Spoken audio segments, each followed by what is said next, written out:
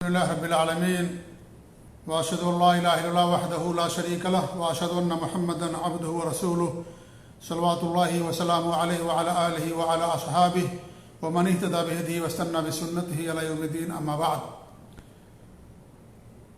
معزز ناظرین و سامعین و مشاہدین و مشاہدات، الحمدللہ اللہ کے فضل و کرم اس کی توفیق سے ہر پیر کو آپ کے سامنے ایسی بدعات جو ہمارے معاشرے میں رائج ہیں ان کا ذکر کیا جاتا ہے، ان کا پوسٹ مارٹم کیا جاتا ہے، کتاب و سنت اور سلف صالحین کے اقوال کی روشنی میں ان کا حکم بیان کیا جاتا ہے اور ان کی بدعت ہونا یہ چیز ثابت کی جاتی ہے۔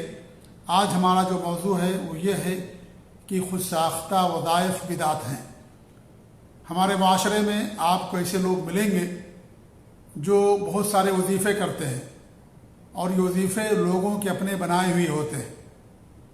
اگر یہ وظیفہ اللہ کے رسول صلی اللہ علیہ وسلم کی سنت سے ثابت ہو تو انسان اس پر عمل کرے گا، لیکن اسے وظیفہ نہیں کہنا چاہیے بلکہ اسے دعا کہیں، اذکار کہیں۔ وظیفہ تو وہ ہوتا ہے جسے لوگ بناتے ہیں، وہ اصل وظیفہ ہوتا ہے، لیکن بہت سارے لوگ اسے وظیفہ بھی کہہ دیتے ہیں، حالانکہ وظیفہ نہیں ہے۔ وہ اللہ کے رسول صلی اللہ علیہ وسلم کی سنت آپ کا عمل ہے، ذکر ہے، دعا ہے، لہذا اسے وظیفے سے تعبیر کرنا بھی صحیح نہیں ہے۔ آپ سے جو چیزیں ثابت ہیں، جیسے فرض نماز کے بعد آپ جو اذکار پڑھتے تھے، جن صورتوں کی اور آیتوں کی تلاوت کرتے تھے، یا صبح و شام کی دعائیں ہیں، یا اس طریقے سے کوئی انسان کوئی معذور یا عیبدار انسان کو یا اس طریقے سے مصیبت زدہ انسان کو دیکھتا ہے تو دعا پڑھتا ہے، تو ان ساری چیزوں کا ثبوت اللہ کے رسول صلی اللہ علیہ وسلم کی سنت سے ہے، انسان وہ عمل کرے گا۔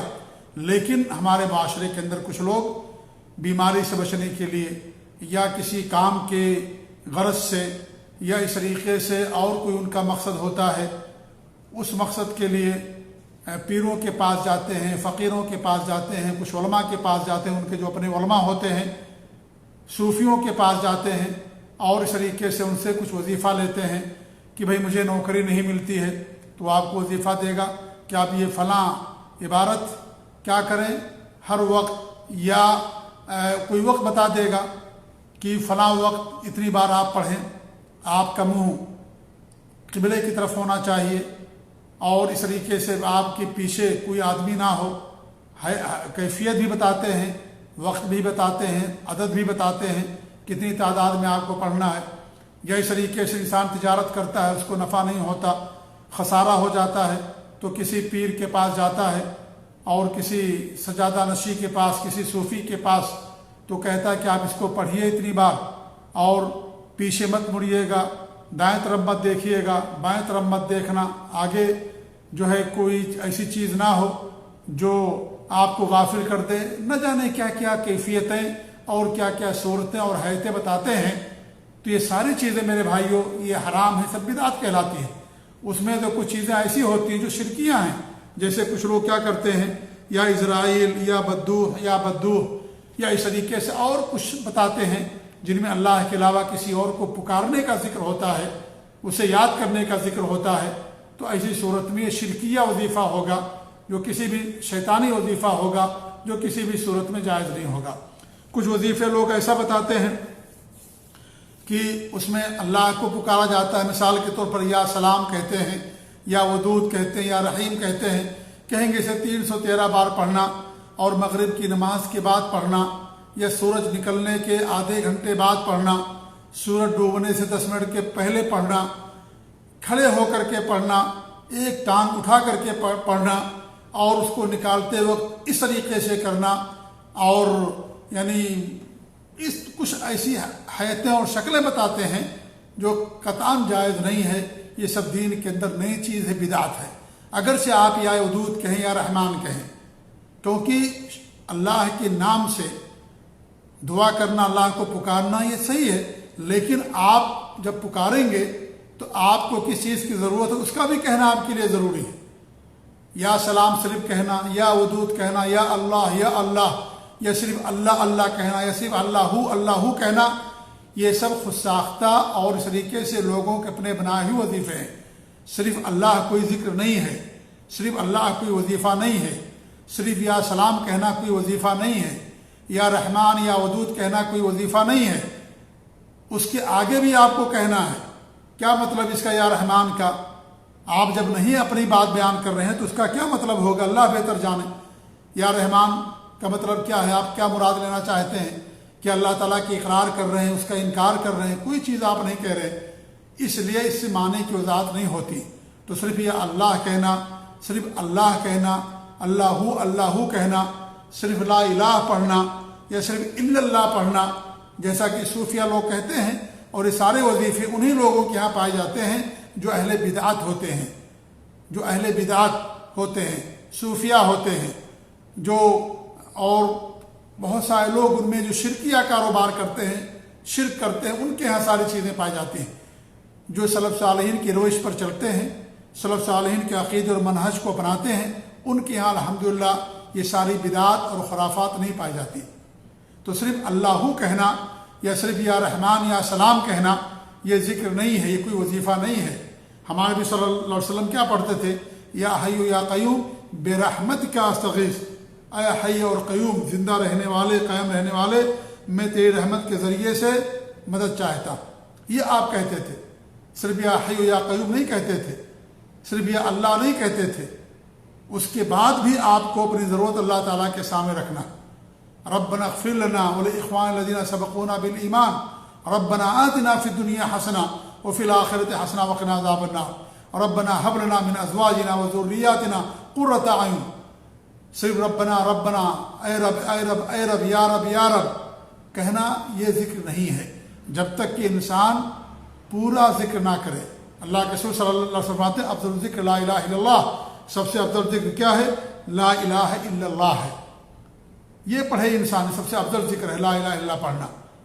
صرف اللہ پڑھنا، صرف اللہ پڑھنا یہ ذکر نہیں ہے، یہ کوئی وظیفہ نہیں ہے۔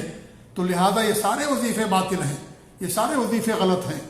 کوئی شادی کرنے کے لیے، کوئی تجارت کے لیے، کوئی صحت کے لیے، کوئی کاروبار میں نفع کے لیے، کوئی کسی کو نقصان پہنچانے کے لیے، کوئی کسی کو جو ہے دھوکہ دینے کے لیے یا کسی پر سحر کرنے کے لیے، اس طرح کا لوگ وظیفہ کرتے ہیں جو سراسر حرام اور ناجائز ہے۔